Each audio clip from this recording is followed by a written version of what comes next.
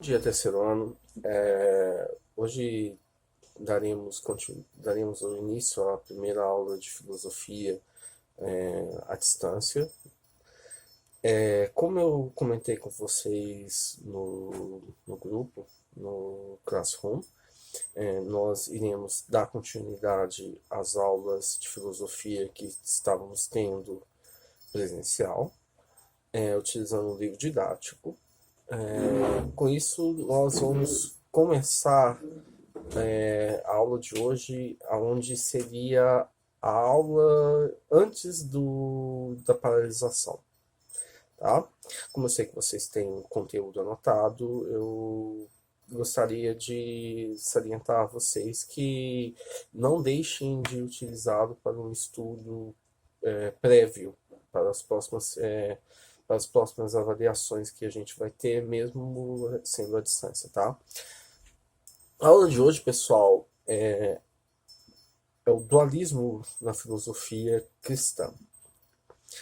Como vocês viram na aula antes da paralisação, a gente tinha trabalhado com o dualismo grego nos textos bíblicos. O dualismo na filosofia cristã, ele se dá em dois períodos diferentes: o período da patrística e o período da escolástica. Cada um via a, a ideia do dualismo de uma perspectiva diferente uma da outra e tentaram encaixar conceitos da filosofia grega nas suas teorias para justificar os dogmas da cristandade. Vamos começar com o período da patrística. Um dos principais expoentes do período da patrística foi o filósofo Orígenes. Orígenes, ele era um dos pensadores a qual trouxeram a filosofia platônica para ser base fundamental da teologia cristã. Tá? Qual era o conceito a qual Orígenes trabalhava? O conceito da imortalidade da alma depois que o corpo morresse, né? Que a pessoa morre. Para Orígenes, a alma ela permanece viva no corpo, fora do corpo, e esperaria o momento da ressurreição, aquilo que chamamos o julgamento final na teologia cristã. Orígenes se baseia no conceito platônico da imortalidade da alma. Só que Orígenes encontrou um pequeno problema na sua teoria, que era o ato de que Platão ele acreditava que a alma reencarnaria em outro corpo. Ou seja, a pessoa morre, a alma iria para o mundo das ideias, contemplaria novamente as ideias, e em algum momento ela voltaria para a Terra, habitando um outro corpo. Como vocês sabem, a teoria da reencarnação na igreja Católica ela é abolida. Ela não é uma ideia vista com bons olhos, porque uma das ideias centrais é a ideia do julgamento final, a qual todas as almas ficam no purgatório esperando o dia do juízo final, a qual Jesus julgará alma por alma dos seus pecados. Orígenes, ele encontrou uma dificuldade, principalmente em como fazer com que essa teoria seja adaptada à ideia cristã. Qual foi a, qual foi a saída de Orígenes, no caso? A saída dele foi, de fato, colocar a ideia platônica da reencarnação de lado. Ele fez aquilo que chamamos de ele teve preguiça intelectual em tentar desenvolver uma nova tese baseada na tese platônica. Ele apenas excluiu. A exclusão dessa parte da reencarnação serviu, de certa forma, para gerar uma aceitação de uma ideia platônica na comunidade cristã. Só que, como nós sabemos, boa parte dos filósofos da patrística, eles geraram teses diferentes, a qual falavam-se da mesma coisa. Uma das coisas geradas por essa teoria, deixada de lado por Orígenes, foi um maniqueísmo. O maniqueísmo, ele acreditava na reencarnação. Caso vocês já ouviram falar, o maniqueísmo ele trabalha com a ideia de que existe o bem e que existe o mal. Ou seja, existe um princípio do bem e um princípio do mal. Um dos principais teóricos do maniqueísmo foi Manaqueu. E um dos principais discípulos de Manaqueu foi São Tomás de Aquino. São Tomás de Aquino, por muito tempo, ele trabalhava com o conceito do maniqueísmo. Acreditava de fato que a alma poderia habitar um novo corpo. Só que com sua conversão para o cristianismo, ele abandonou, de certa forma, a ideia maniqueísta. E se baseou praticamente em todas as teorias vindas da filosofia platônica até o momento atual, daquela época, né? Uma das questões a qual Agostinho se teve também como problema, que foi a ideia da reencarnação. Agostinho, num livro chamado A Potencialidade da Alma, ele afirmava que a alma humana ela poderia, de certa forma, habitar o corpo apenas uma única vez. Saindo do corpo, ou seja, com a morte do corpo físico, a alma ficaria suspensa. Suspensa, nesse caso, em uma realidade a qual a gente considera como purgatório, né? Ele esperaria novamente a ressurreição, ou seja, ele deu base novamente para a teoria de Orígenes. De certa forma, pessoal, Orígenes ele gerou aquilo que chamamos de um pensamento cristão, de um dogma, a qual permaneceu por muitos e muitos anos.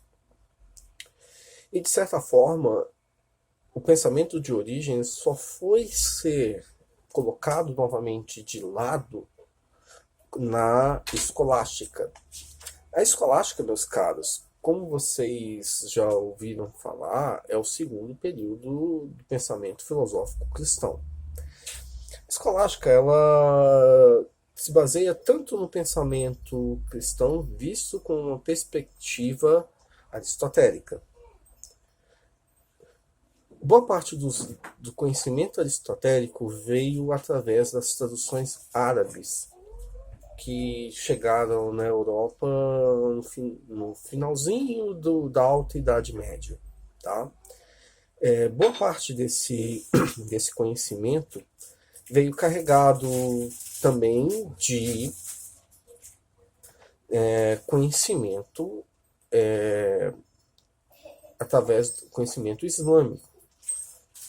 Uma das principais formas de tentar, de certa forma, despoluir esse conhecimento islâmico, que é totalmente diferente do conhecimento cristão, se deu através das traduções feitas para o latim.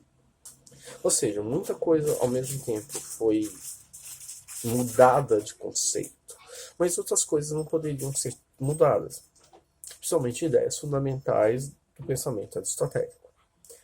Aquilo a qual a gente chama de almas, que Aristóteles falava, que existiam 3 tipos de almas. A alma vegetativa, a alma sensível e a alma inteligível. A alma vegetativa é a alma que é presente nas plantas. A alma intelectível é a alma que é caracterizada dos seres humanos. A alma sensível é a dos outros animais. O que acontece nessa circunstância? Visto para a cristandade, esse modelo de pensamento, ele, de certa forma, ele é válido, porque visto que tudo aqui que existe no mundo tem uma alma, ela poderíamos classificá-la de uma forma a qual tudo tem alma. Ou seja, todos os seres têm alma. E as almas de cada ser são diferentes umas das outras. No caso, a alma a qual nós devemos nos adentrar nesse momento é a alma inteligível, ou a alma intelectual. É a alma do ser humano.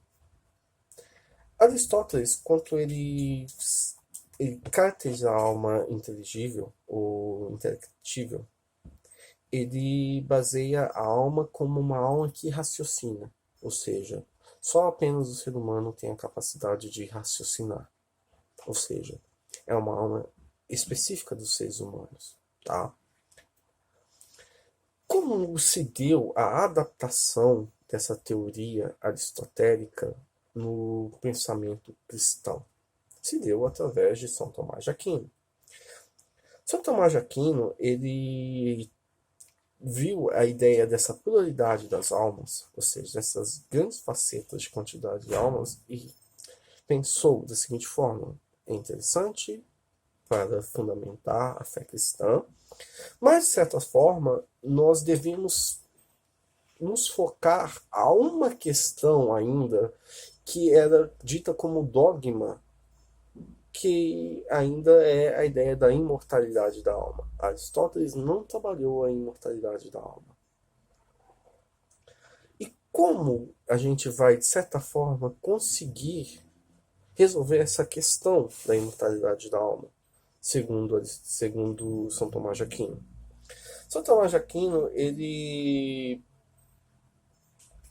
veio com a seguinte ideia de que a gente pode, de certa forma, aderir à doutrina aristotélica, mas a doutrina aristotélica, ela é um pouco superficial, pelo seguinte fato: Aristóteles não tinha conhecimento da revelação da fé cristã, que é Jesus Cristo. Aristóteles não conhecia Jesus Cristo. Se Aristóteles tivesse conhecido Jesus Cristo, Aristóteles poderia mudar seus conceitos. Novamente, pessoal, eu considero isso como um pouco de preguiça intelectual de São Tomás de Aquino. São Tomás de Aquino, ele arruma aquilo que chamamos de uma fuga lógica para uma resolução de um problema. E quando ele consegue essa fuga lógica, ele dá aquilo que chamamos de uma possibilidade de criar um argumento e teses contrárias ao cristianismo, tá? Ou seja, ele faz com que todo o conhecimento aristotélico, naquilo que chamamos de raciocínio lógico aristotélico, ele acaba sendo uma sequência de uma sensação de locomoção, de uma tentativa de uma resposta, tá? Ou seja, a alma inteligível, que é a alma do ser humano, ela é uma alma única, ou seja, ele considera apenas como uma fonte criadora uma fonte criadora divina, ou seja, ele considera como o ápice da criação divina, tá? O problema, pessoal, que Tomás de Aquino, ao tentar dar essa solução, ele põe fim a uma outra questão, a questão do dualismo. Ou seja, corpo e alma